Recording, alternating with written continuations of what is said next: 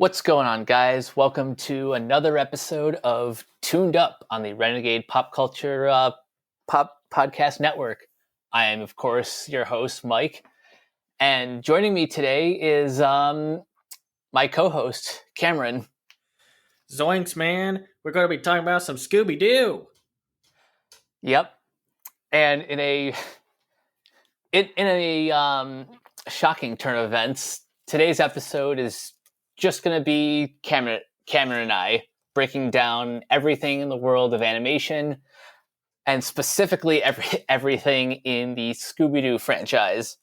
But before we get there, we have some news to go over. So, Cameron, what do you got? News is kind of light this week, but we have an updated schedule on what Disney will be releasing theatrically. Raya and the Last Dragon, which was originally supposed to come out in November, but, is not anymore, will be coming out on March 12th, 2021. Bob's Burgers, the movie, well, we'll see what happens there, will be released April 9th, 2021. A locksmith animation film called Ron's Gone Wrong will be released April 23rd, 2021. And then we have a untitled Pixar and an untitled Disney animation film. The Pixar one will be coming out on June 18th, 2021. And the other one, the main Disney one, will be coming out November 24th, 2021. Now, of all these titles, the one that I honestly haven't heard of is Ron's Gone Wrong.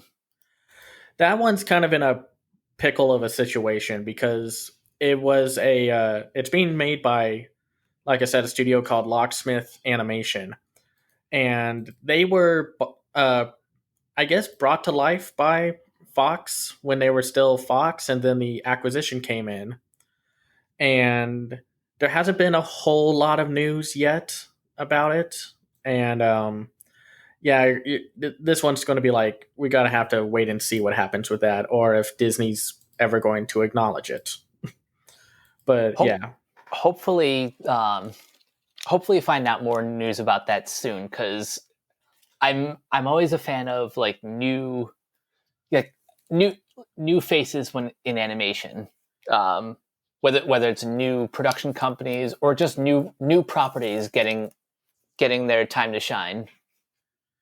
Yeah, no, it's healthy that the animation scene theatrically right now is in a very bountiful state, because it used to be just like Disney and then maybe something here or there.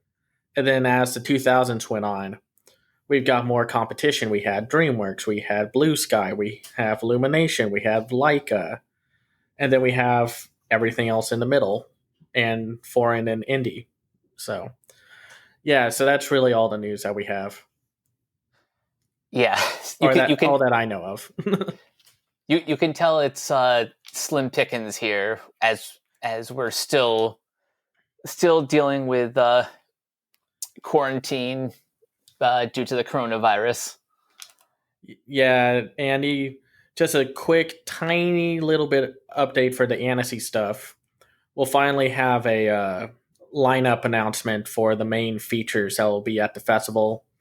Once again, this is the Annecy Film Festival that takes place normally in Annecy, France, and they're moving it online for obvious reasons. And you'll be able to partake in it, though to what degree I don't really know. They have two different plans set up, but I don't know if it's like they'll have them like digitally available, or there's like a time sync of when you have to watch it and watch the films in question and such.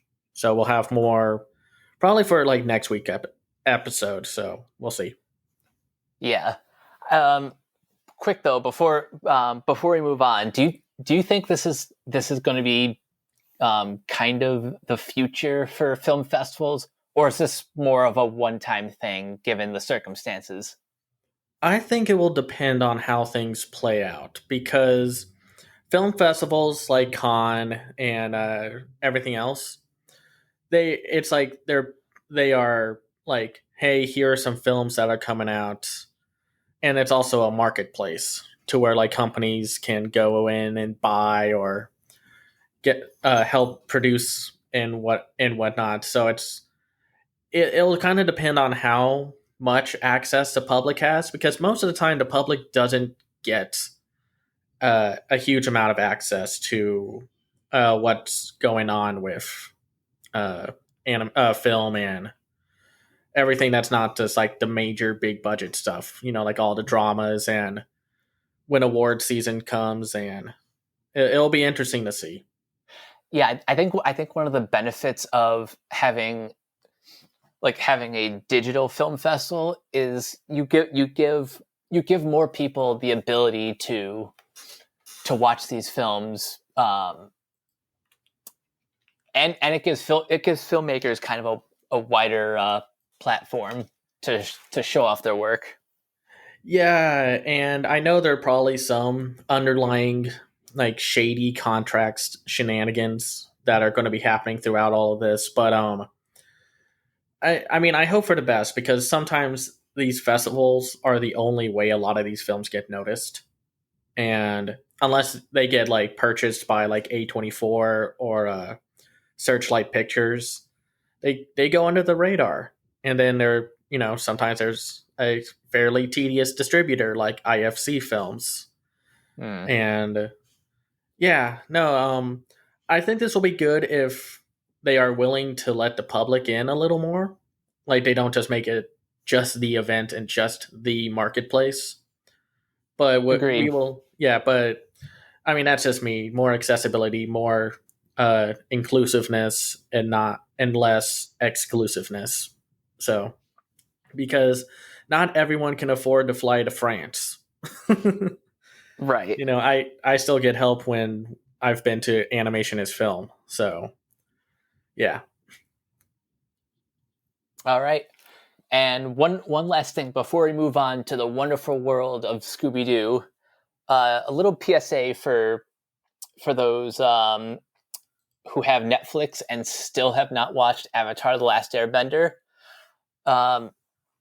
The series is now streaming on Netflix as of this weekend. Yeah, that's a great series. Like I'm still a little amazed of how old it is. Yeah, we're celebrating its 15th birthday this year. Wow. I feel old. Same. No, but rarely are there animated shows like Avatar: The Last Airbender that make such a huge impact in how shows were made. And it's such a good show, and I know it's got that faux anime style look, but where like the strengths lie are in its characters, its stories, and the creativity of a world where you can control the elements. And it can also be really funny. Like I rewatched a few episodes recently, and when they go to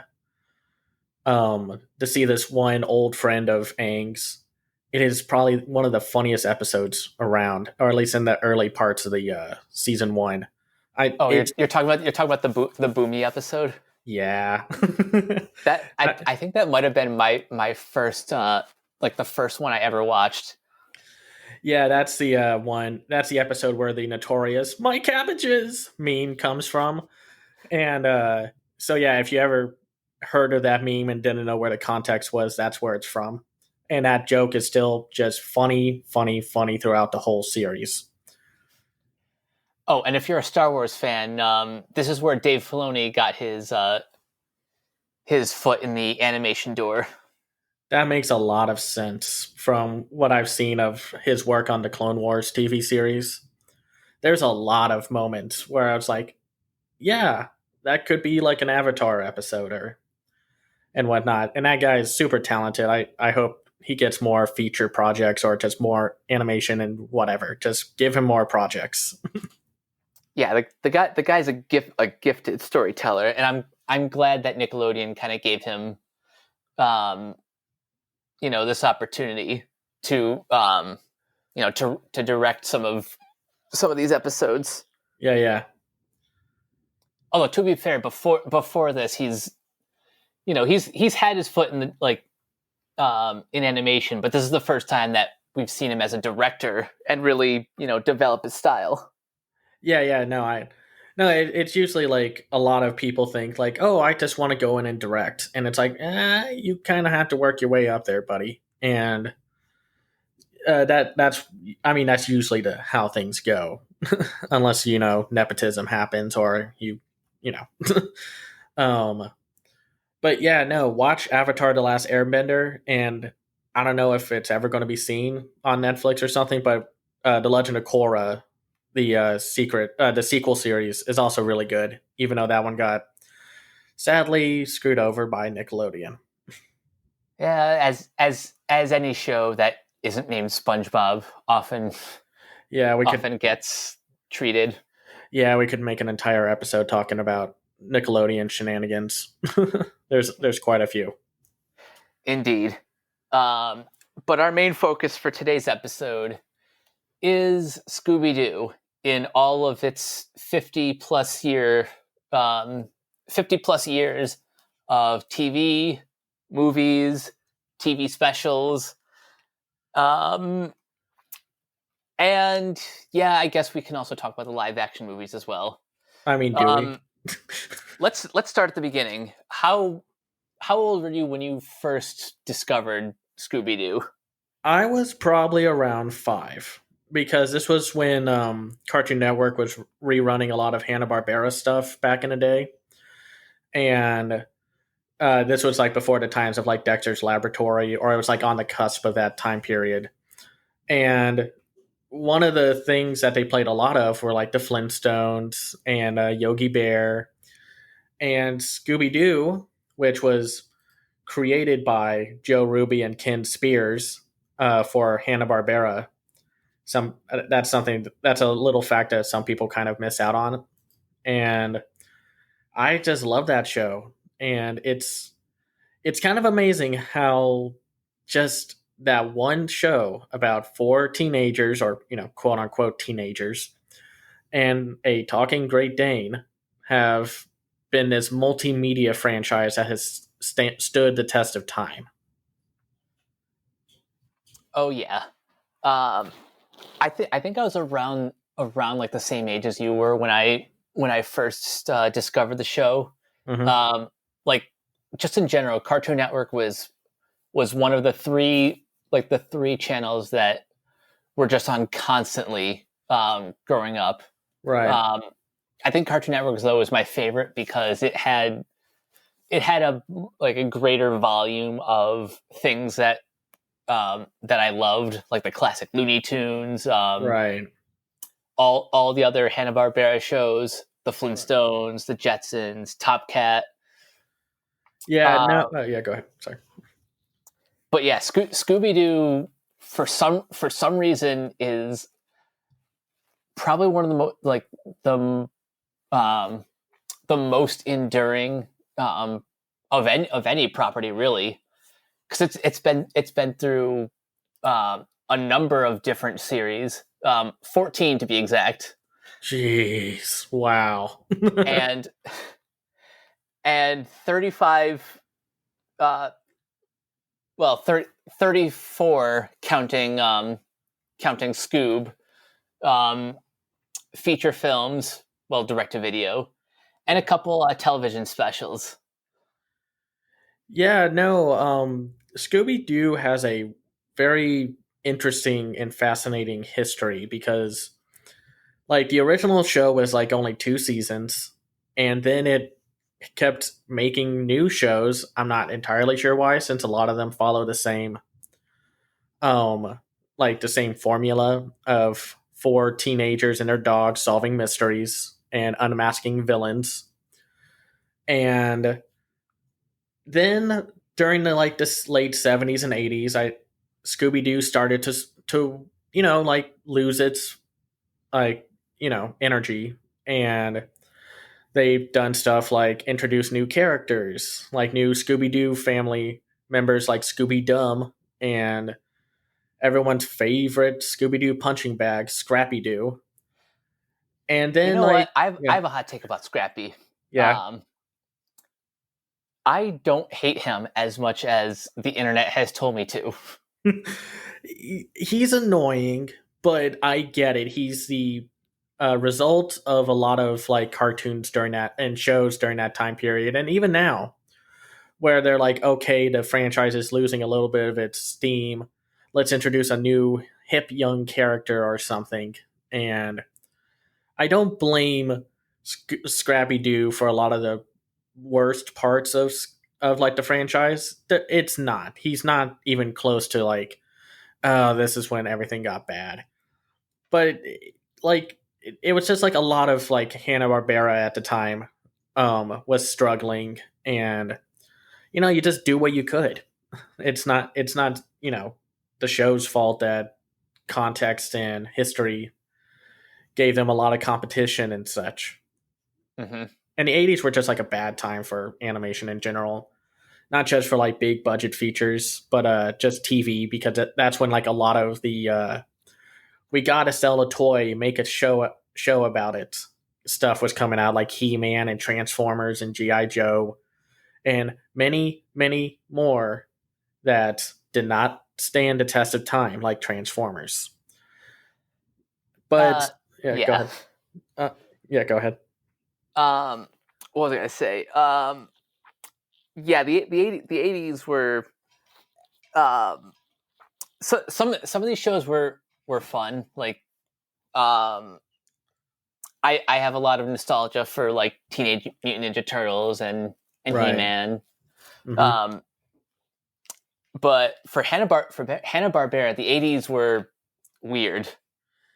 Yeah, and the early 90s were very weird because that's when they started releasing shows with like everyone like a kid version, because you had the Flintstone kids, Yo Yogi, and a pup named Scooby Doo, and it like really they ran into a quantity over quality problem, because once Scooby Doo was like a massive hit, Ken Joe Ruby and Ken Spears, I promised myself I would get those two names correct, went and started their own production company, Ruby Spears, and they tried a copy of a lot of the work that they did for Hanna-Barbera, and then Hanna-Barbera kind of the Ouroboros.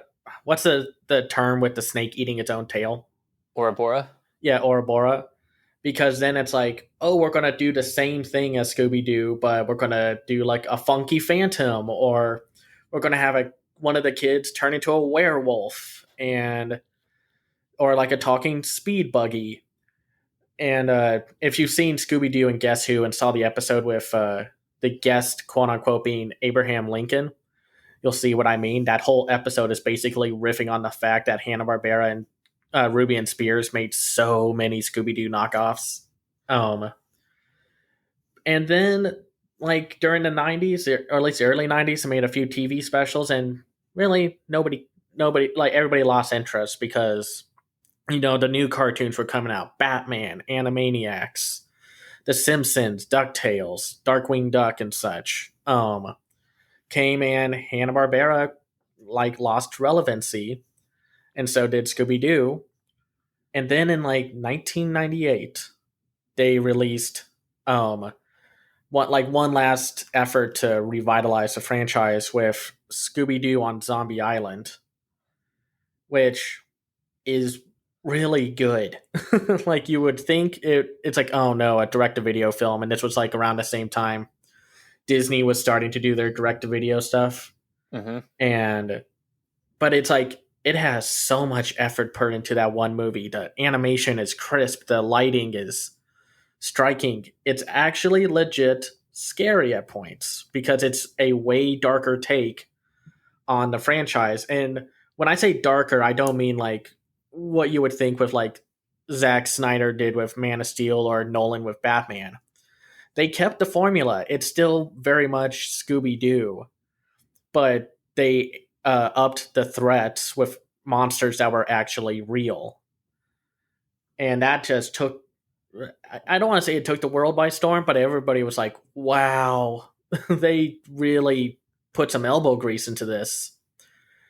And then that's when Scooby Doo had its second wind, um, and that's why it's still going strong today because of that one movie and how it spawned like what did you say 36 direct to video films or so? Oh, If we're not going to count Scoob, hmm then we're at 33 direct to video films, yeah, starting with Zombie Island.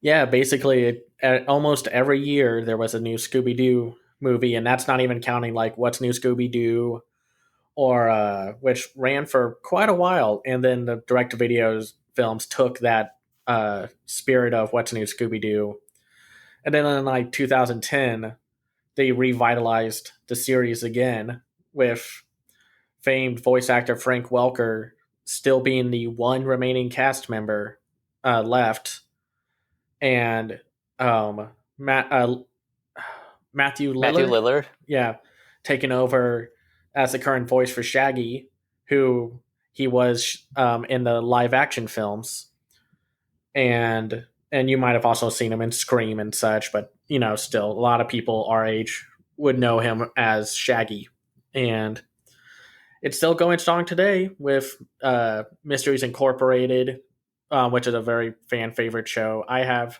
yet to watch it, but I went through a bunch of movies and a little bit of the new Scooby Doo and Guess Who. I'm scoobed out. Well, Um, that was my next question. I was gonna ask you about your journey through the Scooby Doo direct to video films. well, it's very interesting because while Scooby Doo, like the formula doesn't change, but it's how the characters are portrayed. Like if you rewatch a lot of the older Scooby Doo cartoons from the 70s, Shaggy was a little more active, um, and Daphne was like it pretty much started with the 70s series where Daphne was the clumsy individual and did really nothing. Like I feel bad saying that because like they actually did help her a lot. Like she became more of a character as the movies went on, and then What's New Scooby Doo, where she was then played by Gray Griffin or Gray Delisle, who you would know as like Mandy from The Grim Adventures of Billy and Mandy, Azula from Avatar: The Last Airbender, and just so much more. And then like Fred would be kind of the dumb jock, not dumb jock, but he was still the leader, but he had more of a goofball sensibility to him. And in the more recent movies, they made him really fixated on the mystery machine. Like he loves that vehicle. He loves the Mystery Machine and he loves traps. Yeah, yeah, especially those two things. And then Velma, uh, I feel bad because a lot of my annoyance with the more current Scooby Doo stuff kind of comes from her, and it's more just like they really force that whole like ghosts and monsters aren't real mindset a little too hard. Like that's become basically um her like default mindset. And it really started I think last year if I remember correctly with Scooby Doo and the Curse of the 13th Ghosts. She was in such denial that there may possibly be a real monster, and then finds an excuse for everything, and it just kind of zaps the fun out of it. It's like, why are you even here if you know this is all baloney? like, like, why don't you just walk up to the monster and just rip off the mask? like, uh, no, and she's really obnoxious in Scooby Doo Return to Zombie Island, but she's not the only part that's obnoxious about that film. That whole film is awful. And I feel bad because I like the voice cast. And it's not like Scooby Doo hasn't gotten meta with the more recent films and series, but it got a little too meta to the point where it's like, are you guys like accidentally indicating that this movie is pointless? Like it's like you just kind of make it's like you're making the case that this movie was a bad idea. And no, and it's just been kind of fascinating to see that evolution of the characters becoming more individual, like distinct personalities instead of just kind of like bleeding into one another. And the only ones that haven't changed, or at least from my observations, are Shaggy and Scooby, but that's because you kind of had to keep them as the scaredy cats. Yeah, those two are the heart of the franchise, and that's kind of both a positive and a negative. Yeah. On the positive end, like those two are they are the reason the show has endured for 51 years. Yeah. The problem is some series kind of put too much focus on them, and the rest of the team is literally like shoved to the back. like in some of the 80s series, like the new Scooby Doo mysteries, and even the 13 Ghosts of Scooby Doo, Velma and Fred are just gone. Yeah. They just vanished. They probably got real jobs. But yeah, no, it was really weird because they do become somewhat the weakest, not the worst parts of some of the spin-off series, but definitely like the most distracting element, because it's like, where did everyone else go? But yeah, now we have the newest film, Scoob, directed by Tony Savone, animated by Real Effects Entertainment, and was released just on Friday of this week. What did you think about the movie? Let's do some just overall summaries before we really crack this case open. Okay, so I'll say this. Overall, as like a generic family film, that also happens to be a love letter to Hanna-Barbera, this was fun. This is a great. This had I walked out of a movie theater and paid, $10 to $15, I would very comfortably recommend this to families or anyone who grew up with these characters, and wants a little slice of nostalgia. That being said, and we'll get into this more in detail, this is a very frustrating Scooby Doo movie. Yeah, that's what happens when you have 51 plus years of TV shows, direct-to-video movies, and other things to pull from. It has a lot of easy comparison points that will either make the experience better or worse, depending on what parts we're going to talk about.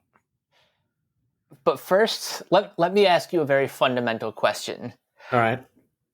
Do you think the Scooby Doo formula works as a feature film?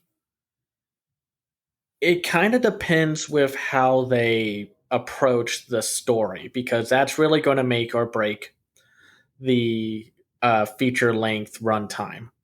Because a lot of the times watching Scooby Doo, you realize that the mystery is really not the focus. It's the characters and it's the antics they get into. The mystery becomes secondhand. The monster becomes just the main threat because, it would just be a story about nothing. And the best Scooby Doo movies that are like from the direct-to-video lines, like Zombie Island, and it's 3 sequels, with the one with the aliens and the one with the witch, and Cyber Chase. I think Cyber Chase is my favorite. Not of the sequels. Yeah. But the reasons why those worked is because they put the story first and the mystery first, even though they were still fairly predictable stories. But they were a little smarter about how they handed clues to the audience. And I like Scooby Doo's and Abracadabra Doo, because it kind of felt like a follow-up to the Zombie Island series of direct-to-video films, where the story was put first and the characters had a little more focus. And the mystery was interesting because it was like they were dealing with a giant griffin. So I was curious to see how all that unfolded. So it can work, but you kind of have to push the story first and the mystery first. You have to make it engaging enough to make the runtime feel worth it, which we'll get to talk about with this movie and the issues with its pacing and storytelling. But that's just me. What about you? Um, I think part of the frustration that I have with Scoob is, um, you know, um, the sum of its parts is really good. One thing I really like from a story perspective is I like how the movie really hones in on the friendship between Shaggy and Scooby. Yeah. But at the same time, this movie it feels like this movie has like 3 or 4 different plots that could have each made like each could have been stretched out to its own movie. Yeah, On yeah, go top ahead. of that, um, as a first film in what Warner Brothers is certainly trying to turn into the Hanna-Barbera cinematic universe, um, I I don't think this real I don't it feels too busy for a first film. That's a problem with franchise starters. Like, people want to say like, well, the MCU did it, and it's like, yeah, but Iron Man works as a standalone film. The final ending credit to where it's, like, I'm here to talk about the Avengers initiative. Um, that was just kind of like a tease, like, oh, haha, we know what that is. We'll see what happens, and it unfolded, but it took like 5 or so years before we got the Avengers. And a lot of franchise starters want to start now. They don't want to wait. They don't want to do the work of making it all make sense. And Scoob is like, one of the biggest problems with Scoob is that it's too busy. It's not a good Scooby Doo movie because the gang is not fully the focus. It's Shaggy and Scooby getting caught in a plan by Dick Dastardly, a old fashioned Hanna Barbera villain from like Wacky Racers and many of their specials. Um, and then they get saved by Blue Falcon, the I guess Batman of the Hanna Barbera universe. Yeah. I know there's Birdman and Space Ghost and the Herculoids and whatever, but for this case, he's Batman. Um, and then it turns into like, okay, what's the plan for Dick Dastardly? Well, he wants to find these 3 skulls of Cerberus to open up the gates of hell to get his dog Muttley, who's voiced by Billy West and has voice recordings from Don Messick, the original voice actor for Muttley. And it's just like, oh my goodness, isn't this supposed to be a Scooby Doo movie? And it's not like Scooby Doo has not crossed over with other properties, because there's the Laugh Olympics. Then there's one of the direct to video films that crossed over with Blue Falcon, which was in that universe a TV show, kind of like the Adam West Batman series, and that's a fun one. I recommend that one. But it doesn't have the focus that it needs to be a good Scooby Doo movie. It's a Hanna Barbera film starter, and that's all that it's interested in, which is really just a bummer. Um, I will defend I'll defend the film from a few criticisms. One, including Blue Falcon and Dyno-Mutt. Of all the characters to cross over with Scooby Doo, Mm-hmm. um, those two would have been the first ones that I would have picked over any other characters.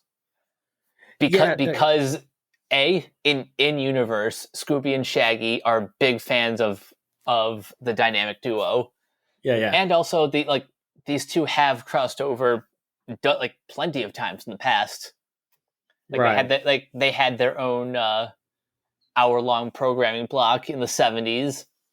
Scooby's been included in a few episodes of Dyno-Mutt, the Dog Wonder. Right. So if this was only a crossover between Scooby Doo and Blue Falcon, like that's good. That's already like that's already a solid idea for a feature film. Right. But as we've kind of talked about, this film kind of takes on too much. It puts way too much on its plate because it's not only like a kind of Blue Falcon movie. It's also trying to tell the origin story. Yeah. To some extent. Right. And I mean, it's like, yeah, it's like that wouldn't be a bad idea. But then they throw in Captain Caveman, who shows up for one scene and is never seen again afterwards in the third act. And and then like if you watch the credits, they just flood the Hanna-Barbera Ruby Spears stuff like all over the credits. And Not just in the credits, but in the arcade scene at the theme park. oh, yeah, you can see a Hex Girls poster, which, if you've seen the direct-to-video films, you know who they are. There's a Laugh Olympians arcade cabinet. There's a Hong Kong Phooey cabinet. And like this, you could tell the people who make this are big fans of Hanna-Barbera. I don't take a lot of these Easter eggs as like cynical manipulation or whatever a lot of the more negative reviews are saying. You can tell these people love Scooby Doo and Hanna-Barbera. There's even a scene where Shaggy and Scooby are making a ice cream dish for Blue Falcon. They don't just make a ice cream dish; they make a very specific ice cream sundae where they put a jalapeno on top, and that's from one of the episodes from the 70s. That's Heat not and just sweet. that's just not that's like not just out of the blue. They eat weird things. They pulled that from like 50 years ago, and but it's definitely a pacing. The escalation of the conflict of and the origins of the mystery gang and such is not properly paced because it kind of escalates a little too fast. It's like how I can be kind of like from 0 to 60 at times. Yeah. And that's what it feels like. It's like, okay, well, we're dealing with this, and then like, bam, conflict, and then it's like, oh, okay. But what other defenses do you have for the movie? That was my main one, and the other one is again going back to the heart of this franchise, which is the friendship between Scooby and Shaggy. Yeah. And one thing I found really really interesting the second time I watched this was all the all the parallels between like each dynamic duo.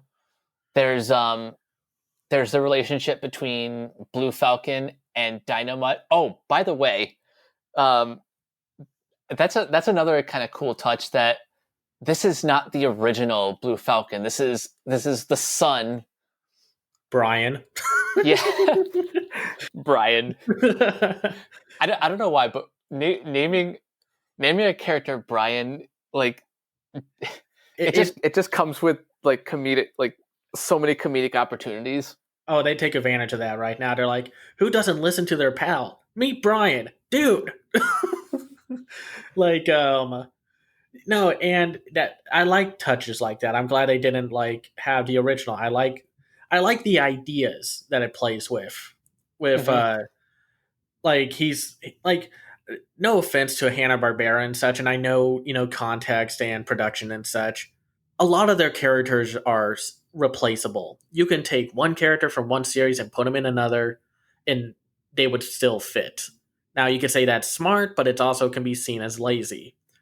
I like the idea of Blue Falcon being this kind of blowhard, like, I'm not really a hero. I just like the idea and the looks and the fame that comes with it. While Dyno-Mutt, He definitely seems like a spoiled rich kid who's basically just coasting off the legacy of his father. yeah, and Mark Wahlberg actually does a good job with him. And I know and there are definitely issues to be had with Mark Wahlberg and his acting and other things. But we'll get to voice acting in a minute, yeah. But of like the stunt casting people, Yeah. I like Mark Wahlberg as Brian. Yeah. I like Ken Jeong playing Dyno-Mutt if he was Kato to Blue Falcon's Green Hornet. That works surprisingly well. I think Ken Jeong is probably one of the best parts of this movie, and I know some people might shrug at that because of how he's been kind of typecasted to be loud and obnoxious. But he gets to be a little more chill and snarkier in a more like fun way than just what you've seen him in like Transformers 3 and such. I think that's the one, or maybe it's the fourth one. I forgot. And I like his like chemistry with Mark Wahlberg as Blue Falcon, just being like he's still the original Dyno-Mutt, and he's trying to deal with the fact that he has a man child as a cohort, and it's not handled the best. But I do like the scene like near the end where they kind of have to come to terms with like, dude, it's okay to be afraid, but you still got to help these people and such. It's kind of like the theme in The Good Dinosaur when the main character is with Sam Elliott's T-Rex character. It's just like, you're not alive if you're not afraid, because that's the point of life. You're supposed to be afraid and everything's uncertain. But the execution of their chemistry is not great, and Mark Wahlberg's Brian can easily be seen as like one of the more annoying aspects of the film. Mm-hmm. But what I want to hear more about the parallels. Like, what do you mean with between Shaggy and Scooby and Blue Falcon and Dyno-Mutt? Yeah. That and also the relationship between Dastardly and Muttley. Yeah. How like basically the parallel between all three of these pairs. It's like, one can't operate without the other. Mm-hmm. Yeah, no, it's definitely like about friendship. That's really the major theme of the film, and like I said, there are some good aspects to it. I like seeing Dick Dastardly being a little more than a one-note villain. Like, it's a toxic relationship, but he does miss Muttley, and they do get along in the end. And the real heart of the film with Shaggy and Scooby, like that first part, the first 15 minutes or so, is probably the best part of the movie. It's very cute. It's charming. Their chemistry works well off of one another. And then that's when everything gets too busy right after that. But yeah, I think there's definitely some very like interesting elements you can take away from how all the characters treat one another. Mm-hmm. I don't know if I would have wanted to see an entire first movie like just as they were kids, but I think it's important to kind of reestablish who these characters are in order for this universe to kind of advance. Yeah, right. and to get a whole new generation to watch. attached to these characters. Yeah, no, I get it, and I think like now I think A Pup Named Scooby Doo is not one of my favorites iterations. I've watched it a lot when I was a kid, but I still always preferred the other ones. Um, but I think it was like they needed to start them out as kids. And if anyone's curious, they do not have the scene where I mean, they have the scene where Shaggy gives Scooby his collar, but they don't do the whole like Scooby licks Shaggy and then Shaggy licks Scooby and Scooby's like, let's not do that again. And yeah, thank God, because we didn't need that scene in the movie. no, it was a little too weird. and but and then it's like, well, where should we start next? You know what? We've been putting this off long enough. We need to talk about the voices. Yeah, let's talk. We'll talk about that. Then I can dive into the animation a little, because I have some thoughts about it, and really like this is Hollywood. Let's just be clear about this.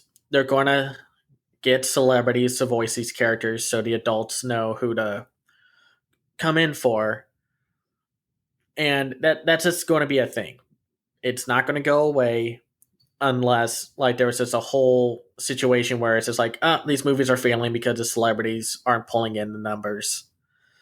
So I was not like at first I was not against some of the recasting, but after watching the movie 2 times, I think this is the first time in a while where celebrity casting was very distracting.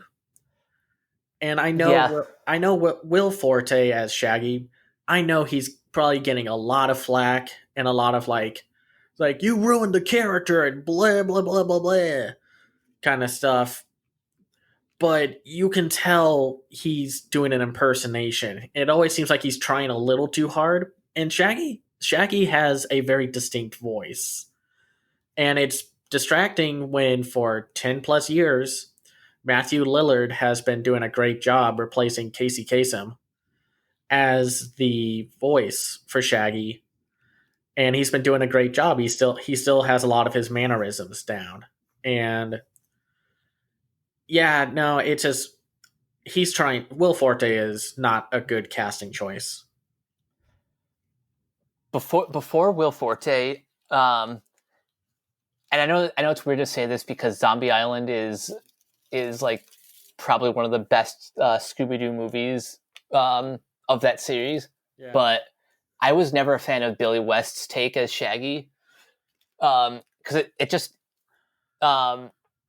it felt like he was like I like Billy West as a voice actor, but yeah, his Shaggy just comes off a little bit. It doesn't go far enough. Like he still sounds more like Billy West. Yeah.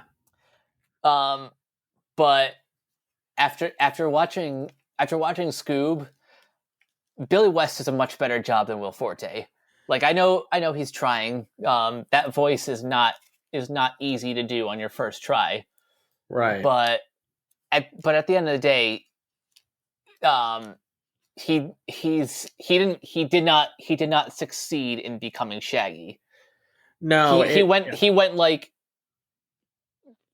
just above halfway there. Yeah, and it's really distracting, especially since there are actually a few big names within the direct-to-video cast right now.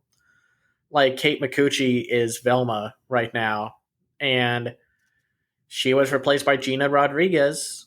And Gina Rodriguez, I love her, but she didn't do anything for Velma. I don't know what they were going for with Velma. Kind of seems like the slightly hot nerd-ish character. But kinda, yeah. And like that's not who Velma is. I know there were like gags and such from like the live action films to make her quote unquote attractive. Well, that's what happens when you cast Linda Cardellini. Yeah. Yeah, and but that's not who Velma is. She's like a bookworm, a wallflower. and it's just she doesn't get a whole lot to do, or like doesn't have anything distinct about her performance that Kate Micucci couldn't have done. Agreed. Um, What's funny though is like the two stunt casts that actually do the best job of portraying their characters are Amanda Seyfried as Daphne and Zac Efron as Fred. I liked Zac Efron as Fred, even though I'm always going to recommend and always support Frank Welker as Fred, because he's been Fred for 50 plus years. Mm-hmm. And not counting a puppy named Scooby Doo, but still. And to Efron's credit, he actually brought in some of the better jokes of the movie, like when they're stopped by a police officer who turned out to be Dick Dastardly, who was A disguised as literal like thirst trap. a thirst trap, because he disguised himself as a very attractive blonde police officer who's voiced by Christina Hendricks. And he's just like, "Whoa, Dick Dastardly? Okay, I am so confused right now." Though I'm sure there are probably some elements of that joke that could go the wrong way. Oh yeah. And but he, at least like Efron, has enough personality to bring Fred to life. But still, it's like there are points where I'm like, I miss Frank Welker as Fred. Um, Amanda Seyfried kind of gets an odd, I mean, like, spot with Daphne. I wasn't fully a fan of her, but then again, I don't know what they were going for with Daphne. Like, is she just kind of like snarky, sassy, and such? I mean, that's kind of a problem in general. A lot of the like Fred, Velma, and Daphne don't get a whole lot to do in the movie, and it kind of shows. But like, what do you like about Amanda Seyfried as Daphne? Um, I like her acts of kindness, that she cares for, her best friends, and that she helped one of Dastardly's minions. Yeah, yeah, She brings a warmth to the character yeah, that don't I don't get from, or she brings like sort of the same warmth as like some of the older actresses that played her. yeah, yeah. Now, would you say she's better than Grey Griffin as Daphne? No, but that's because I'm a bigger fan of Grey Griffin just in general than I Right. am of Amanda Yeah, Seyfried. yeah. No, Grey Griffin kind of posted on Twitter that she's not going to watch the movie.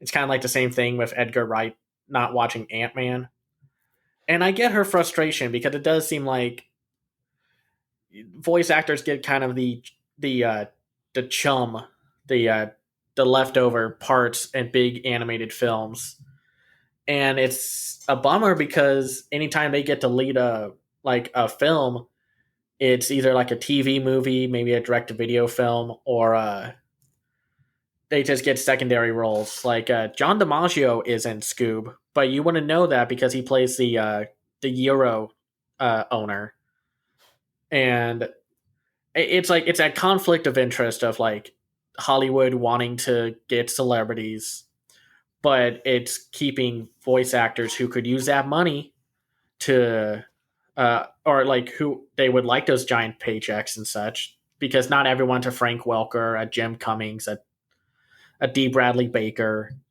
and whatnot. You know? For this movie specifically, um, because Scooby Doo is such a like iconic IP, Yeah. there's no reason why you couldn't have the current voice actors reprising their roles. And I'll even be honest. I probably would have liked this movie. Like I probably would have upped my score at least half a star Yeah. if it was Matthew Lillard and Grey Delisle and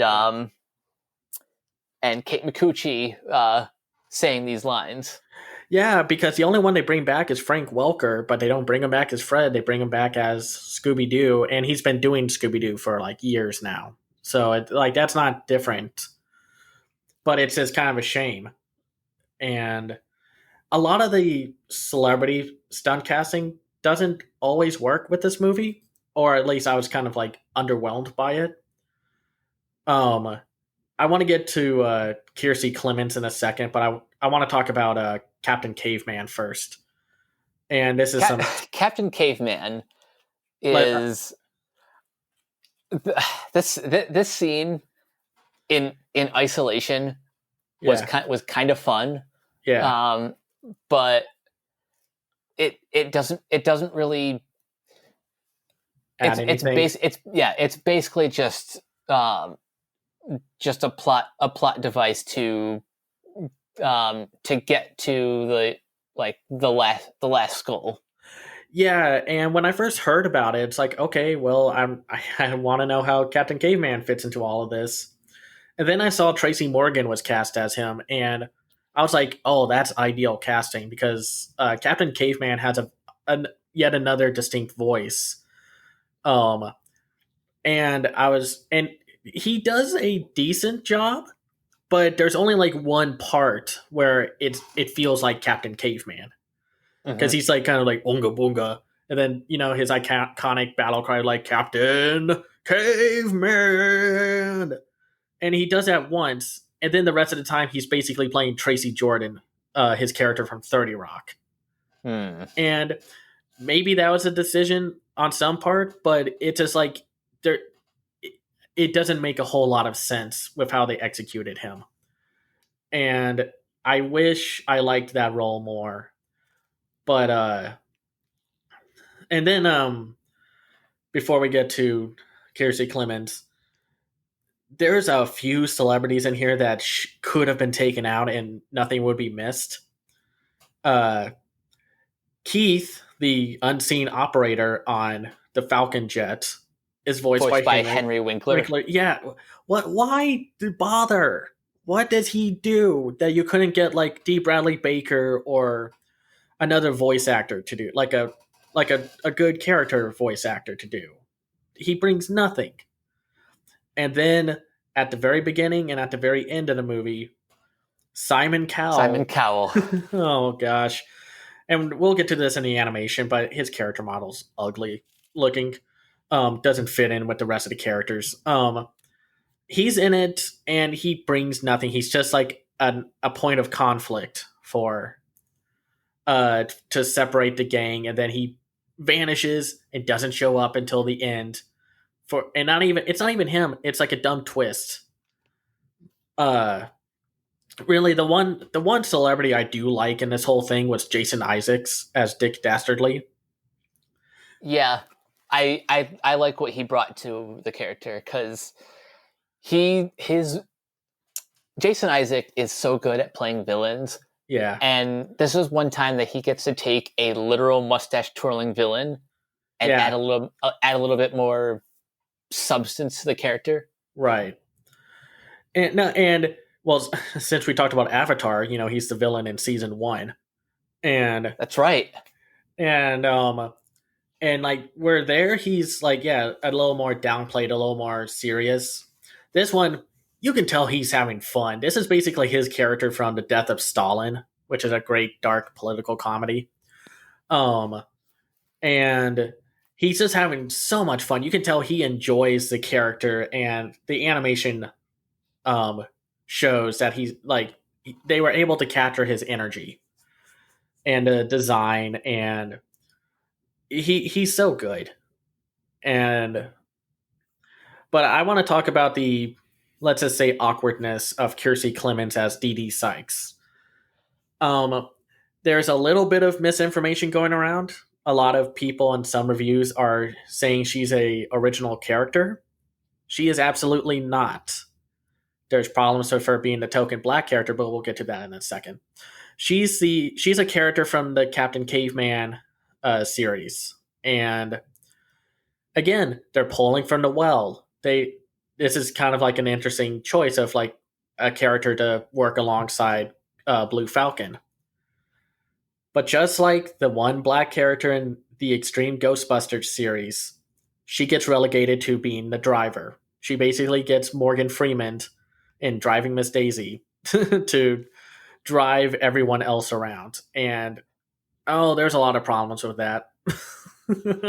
Yeah, that is unfortunate, but I also just really like Kiersey Clemens's performance. This is her first time doing an animated film, and I gotta say she's not bad. She's not bad, but I wish her character got a little more substance. I because she was also really good in a film that I really liked from 2018 called Hearts Beat Loud, um, where she starred alongside Nick Offerman, and her character doesn't do a whole lot. She's like I said, she's basically the driver, and she gets like maybe one action scene, but then she just kind of blends into the background. So it's just like a lot of the celebrities here get kind of sidelined because the movie's much busier to like it wants to focus on being a universe starter than a movie with characters. Yeah, and at the end of the day, that's just always going to frustrate me about this movie. Yeah. And that this never got a theatrical release is just kind of adding insult to injury. Yeah, I mean, no offense, parts of this movie's story kind of feel like a direct-to-video film, but I don't want to just assume that this was all like studio noted to death. Like it had the Chicken Little treatment where it's just like you got to put in this, you got to put in that. And it's like okay, but like the film's dialogue also suffers. When the film is at its strongest, it's when the characters get to act like themselves. Like I love the scene before they meet the pointless Simon Cowell cameo, where they're like talking about like, what do you mean like getting a job? Do you mean like putting on a suit and paying taxes? And they're like, you don't pay your taxes? And then Scooby's like, I take care of our biz accounts. And like that's funny. There are moments in this movie that are funny, but since everybody's going to talk about it, there are scenes where they're like the Netflix joke where he's like Dick Dastardly so evil he uses his mom's Netflix login, and then it's like Zac Efron's like, wait a minute, you have to pay for Netflix. Which I think that line works because of Efron's delivery. Yeah, not necessarily the joke itself. Yeah, no, and there's a lot of jokes like and references like that, and there's a painfully like a little too long sequence when Simon Cowell walks into the diner they're all at, and then Shaggy and Scooby start singing "Shallow" from A Star Is Born. And I get it; it's a joke. They sound terrible, but nobody cares about Simon Cowell in 2020. No, like a lot of like American Idol is still on, but he's not a part of American Idol anymore. So it's like for every good joke, like there's this one where they're looking up Dick Dastardly's criminal files, and there's if you look closely, one of the things he's done was tripping old ladies, and like among everything else, and it's like when it feels corny and natural, that's when the film was at its best. When it was doing stuff like Blue Falcon dabbing or making social media references is when it suffered. And to be clear, this is not a problem specifically. This isn't a problem unique to Scoob. No, it's not. Nor is it a problem unique to most animated films. Oh yeah, no, especially like don't get it. But in the Scooby Doo franchise, usually the weaker episodes of the new Scooby Doo movies, or like the later direct to video films, yeah, are when the celebrities kind of overshadow the main characters. That's a huge problem with Scooby Doo and Guess Who. It's like the mystery and the villains and the story gets sidelined because it's like, oh, we got Jim Gaffigan, and that's kind of the joke. They always stop in like famous comedian Jim Gaffigan or famous musician Weird Al, and then it's like the mystery itself doesn't make a whole lot of sense, or it's like it doesn't seem fitting. I think the only one that kind of works is the one with Kenan Thompson, um, and that and a lot of the direct-to-video films, like the one like Scooby Doo and the Gourmet Ghost, might be my second least favorite of those movies because it's like it should hit all the trifecta for me: animation, Scooby Doo, and Food Network. But Bobby Flay, Giada De Laurentiis, and Marcus Samuelson are not actors. The movie is distracting as heck because they can't act and they don't do a whole lot. So it's just like, could have this been made without Bobby Flay and such? And that's how a lot of the pop culture stuff with Scoob is. You could take out the pop culture stuff and you wouldn't miss a thing. That's how bad it, like pop culture stuff, like we've said, is not new to animated films. It's not a new problem. Yeah, The problem is it's not even new to Scooby because the new Scooby Doo movies that the second series in the franchise was basically built around having celebrities. Yeah, so it's just more the flow and how they're executed. You can have pop culture stuff, but it has to feel natural because when it like that moment where it feels like everything halts so they can like make a pop culture joke, it halts everything, and you don't want that to happen. And I know a lot of people are probably going to get mad at me for saying this, but at least Ralph Breaks the Internet had a better flow to its story, and the pop culture stuff were not the main focus of that story. Yeah, agreed. Now, what did you think about the animation?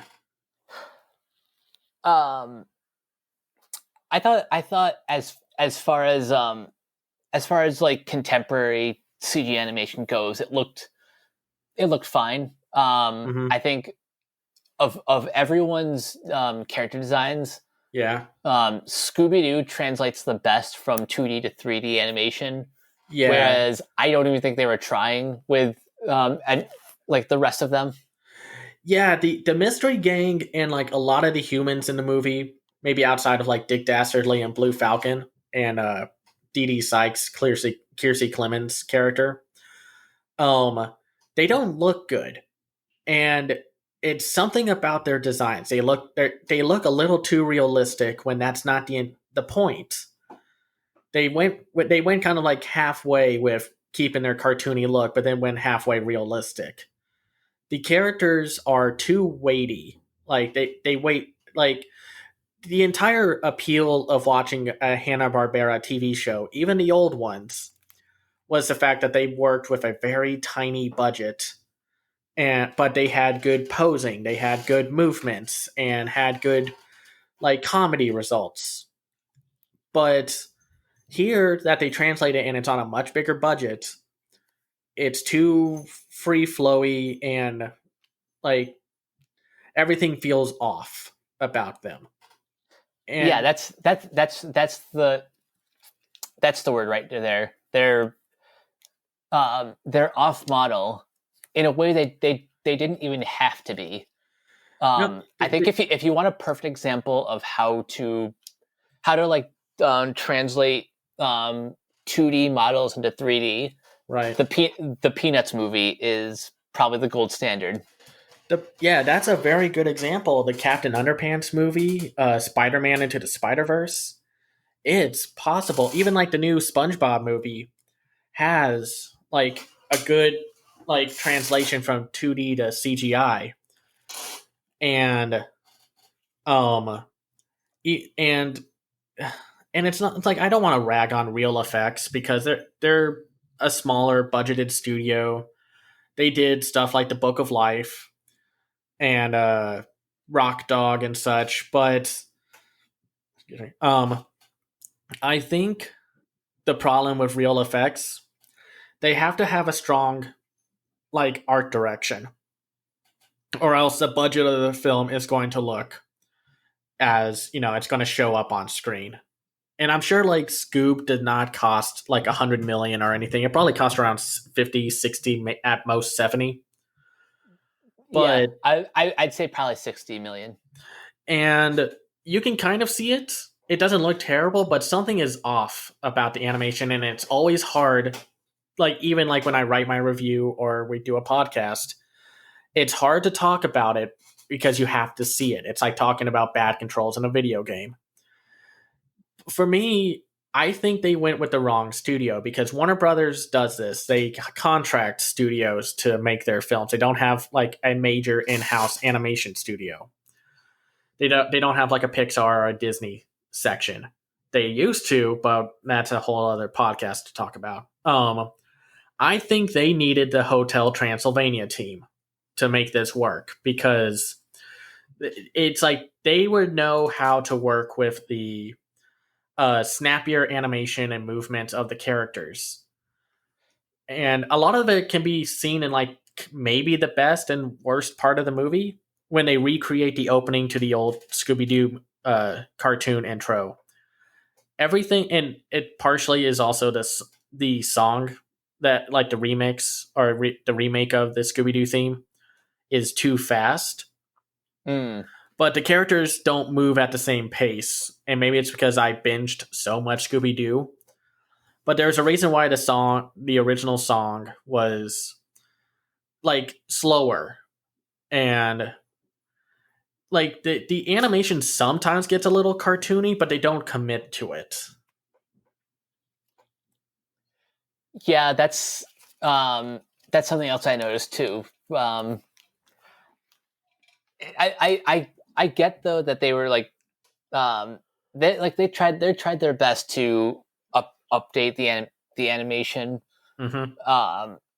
to the best of their ability, Yeah. and in some cases it looks really good. Right.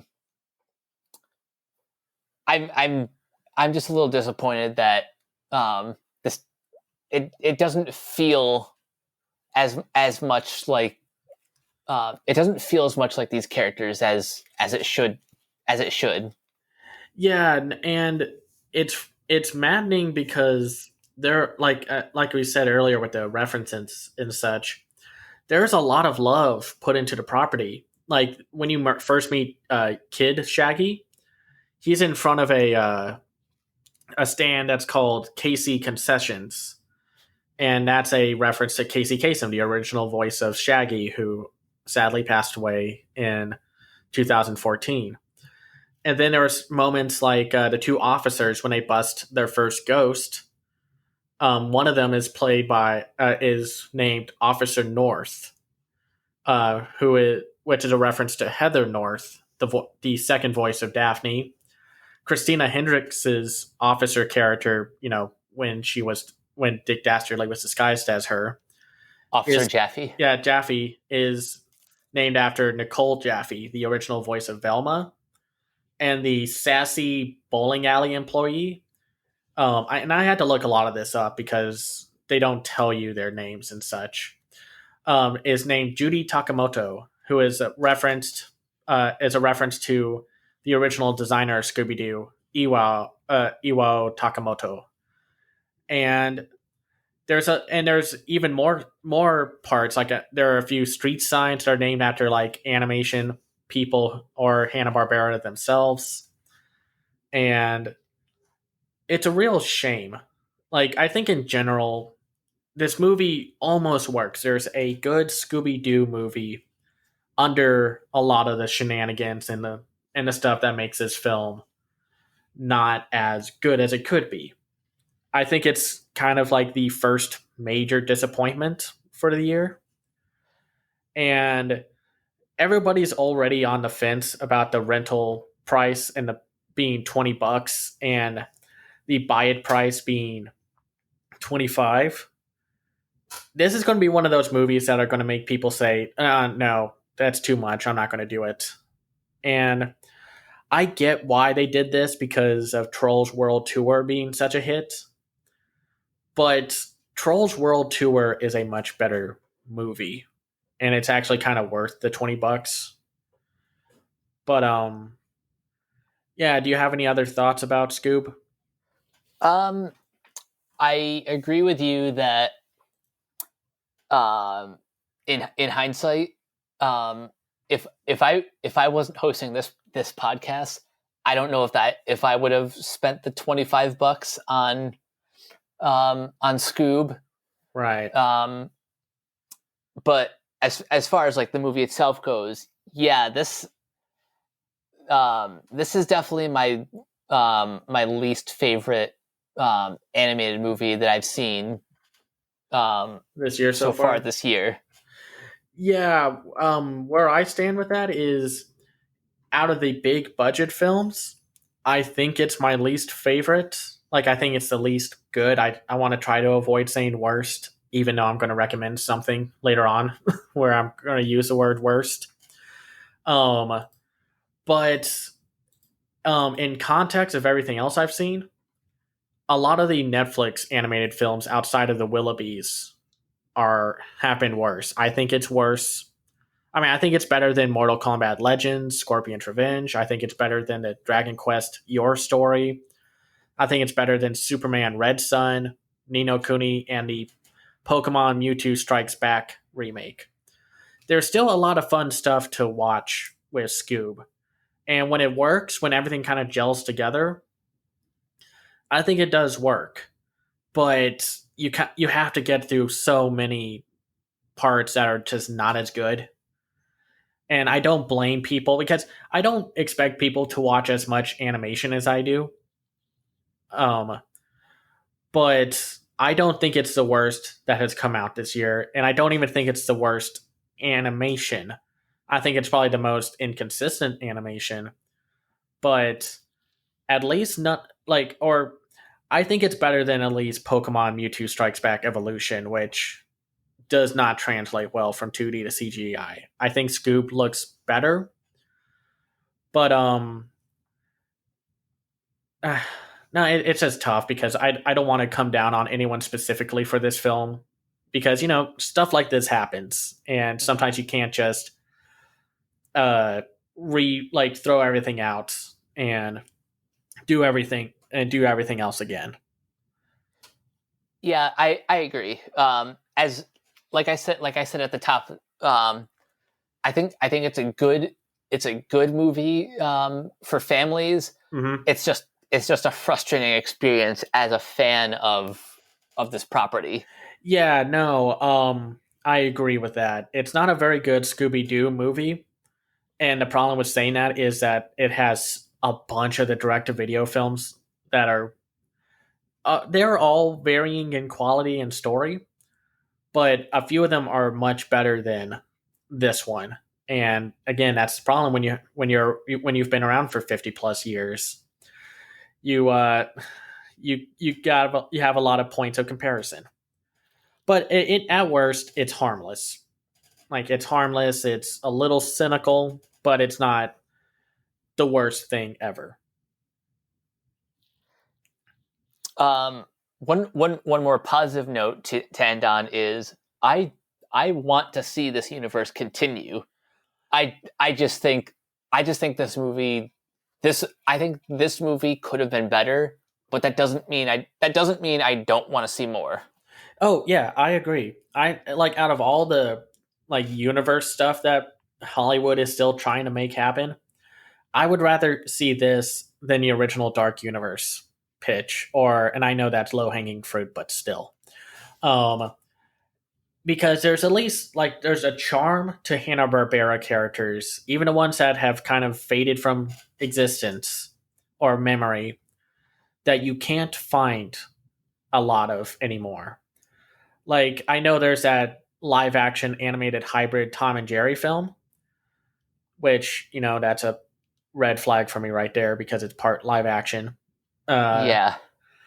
But it's like there's a reason why Scooby Doo as a franchise has survived all these years. It's a simple premise. The characters are like identifiable and relatable to different degrees depending on what series or films you watch. And I want to see more of this, but I want a more focused experience because the like fighting Cerberus at the end is too much for a Scooby Doo movie, and it's a shame that the ending sequence of how they close the gate is kind of botched. But I know we're not the target audience for this. This is obviously for families and such. And yeah, if you've uh, ruined your digital code of Trolls World Tour somehow, Scoob is a good alternative. But I would also recommend like the Willoughbys, Onward, and Shaun the Sheep Farmageddon over Scoob. Well, that takes us to the last segment of this show. Recommendations. And anything else outside of those? Well, this movie's going to be coming out on Blu-ray in August, but I got to see this last year at my city's local film festival, Fantastic Fest. It's a film called Ride Your Wave. It's by director Masaki Yuasa. It's a coming-of-age, young adult romance about a surfer girl who who goes to college and moves into a beachside town where one night during a fire that happens in her building is saved by a young fireman. And they bond, they fall in love, and then unfortunately in an accident, and this is in the trailer, by the way, I'm not spoiling anything. Well, I am, but still, it's in the trailer. The boy and the young man ends up dying. And then one day when she starts singing a song that is connected to the two of them, he appears in the water. So it's like Japan's take on Shape of Water, but not as explicit. Sounds fascinating. It's a really good movie. Masaki Uwasa is a great director. That's why I recommended his other films, like Lou Over the Wall during the Willoughbys episode recording, and The Night is Short, Walk On Girl. That's also a good movie. It's about young adults going on a beer and alcohol induced journey into the city, and weird things happen. And it's just a blast to watch. It's funny, it's creative, it's endearing, it's got a great theme about connection and friendship, something that Scoob kind of suffers with. But a lot of these films that I talk about are brought over by G Kids, like Ride Your Wave, Lou Over the Wall, The Night is Short, Walk On Girl. They're all available. Well, like I said, Ride Your Wave will be available in August. But you can get Lou Over the Wall and The Night is Short, Walk On Girl on Blu-ray right now. You can rent it, or Lou Over the Wall is on Netflix. But that's really it for me for recommendations.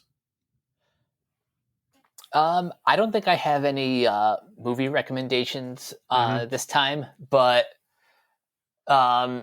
since we forgot to bring it up at the during our news segment, HBO Max has a lot of animated content coming up in just a few short weeks. Yeah, sorry about that, everyone. I forgot about that. Go on. So not only will they have all of the Studio Ghibli films like Spirited Away, Princess Mononoke, Porco Rosso, Howl's Moving Castle, great movies. And we've talked before about their new Looney Tunes shorts, but we now have a release date for a new adult animated series called Close Enough. That's expected to be released July 9th. So check this out. It's from J.G. Quintel, the creator of the regular show on Cartoon Network. Yeah. No, that show looks great. I still love the trailer for it because it doesn't look like it's trying to ape off of The Simpsons or Family Guy and such. It's kind of like going for a more modern vibe to it instead of trying to make fun of like the sitcom Family and whatnot.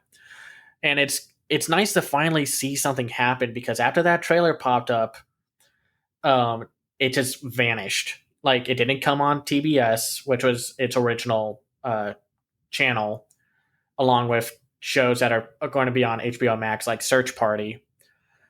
But and it's a guess, so this is a grain of salt situation.